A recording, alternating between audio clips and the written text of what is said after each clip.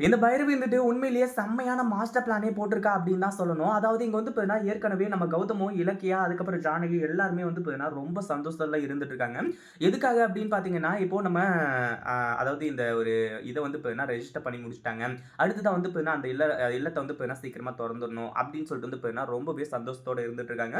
ஆனா அடுத்ததா என்ன ஆகுது அப்படின்னு பார்த்தீங்கன்னா, இப்போ நம்ம பைரவி வந்துட்டு நேரா பொட்டி படிக்கையோட வந்து பார்த்தீங்கன்னா வந்து இறங்குறாங்க. அப்படி இறங்குறது மட்டும் இல்லாம, அடுத்ததா வந்து பார்த்தீங்கன்னா, நான் இந்த வீட்ட விட்டு போறேன் அப்படின்ற மாரி வந்து சொல்லிட்டு இருக்காங்க.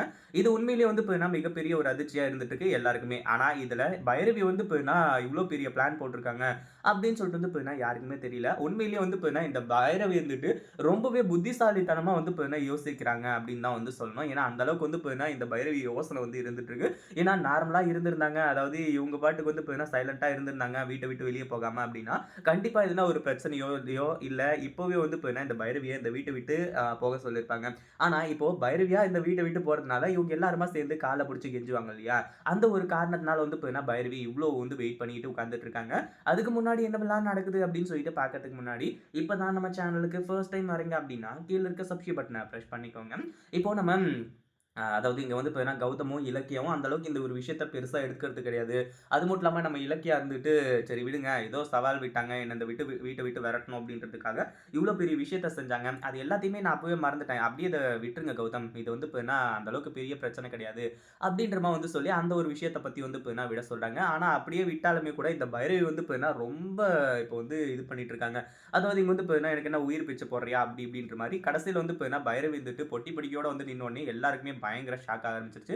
ஒரு பக்கம் "என்ன பைரவி எதுக்காக நீ வீட்ட விட்டு போகணும்னு சொல்லிட்டு வந்து சொல்ற?" அப்படின்ற மாரி கேட்கும்போது, "ஆமா நான் இலக்கியா கிட்ட வந்து பார்த்தீங்கன்னா சவால் போட்டு விட்டிருந்தேன். ஒருவேள நான் ஜெயிச்சிருந்தா இலக்கியாவ நான் இந்த வீட்ட விட்டு தொரத்திருப்பேன்ல. அதே மாரி இப்ப இலக்கியா ஜெயிச்சுட்டா. அதனால நானா வந்து பார்த்தீங்கன்னா இந்த வீட்ட விட்டு போறது தான் கௌரவம்."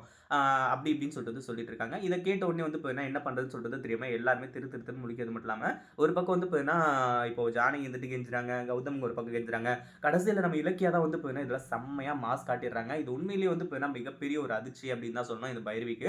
ஏன்னா, இங்க வந்து நம்மளா இந்த வீட்ட விட்டு போறோம் அப்டின்னா, கண்டிப்பா வந்து பார்த்தீங்கன்னா விடமாட்டாங்க. அப்டின்னு சொல்லிட்டு இந்த பைரவிக்கு நல்லாவே தெரியும். ஆனா, இலக்கியாவோட மைண்ட் செட் என்ன அப்டின்னு பார்த்தீங்கன்னா, "ஓ! நீங்க அப்படி வரீங்களா? இப்போ வந்து பார்த்தீங்கன்னா புரிஞ்சு போச்சு. இனிமே எல்லாத்தையுமே நான் எப்படி முடிக்கிறேன்னு மட்டும் பாருங்க." அப்டின்னு சொல்லிட்டு வந்து சொல்லி அடுத்ததா ஒரு சில விஷயங்கள வந்து செய்றாங்க. அதாவது என்ன அப்டின்னு பார்த்தீங்கன்னா இப்போ பைரவி கிட்ட, ஓகே, ஓகே. நீங்க வந்து பார்த்தீங்கன்னா, இதுக்காக தான் இந்த ஒரு விஷயத்த செஞ்சிருக்கீங்க. எப்படியோ தோத்துட்டீங்கல்ல. நீங்க இந்த வீட்ட விட்டு கெளம்புங்க. அதுதான் வந்து பார்த்தீங்கன்னா, உங்களோட ஒரு நல்ல மனசு. அது மட்டும் இல்லாம எப்படியோ வந்து பார்த்தீங்கன்னா, நீங்களே இதுல ஒத்துக்கிட்டீங்களே! ரொம்ப சந்தோஷம். நீங்க போயிட்டு வாங்க. அப்படின்ற மாரி வந்து சொல்லி, இந்த பைரவிய இங்கருந்து போக சொல்றாங்க. அதாவது நம்ம இலக்கியம் அப்படி பண்றதுக்கான காரணம், இந்த பைரவி இந்த வீட்ட விட்டு போகணும் அப்படின்றது கிடையாது. அவங்களோட ஆணவம் குறையணும் அப்படின்றதுக்காக, அதுவும் இப்போ இவங்க பிளான் பண்ணி தான் வந்து பார்த்தீங்கன்னா, இது எல்லாத்தையுமே பண்றாங்க.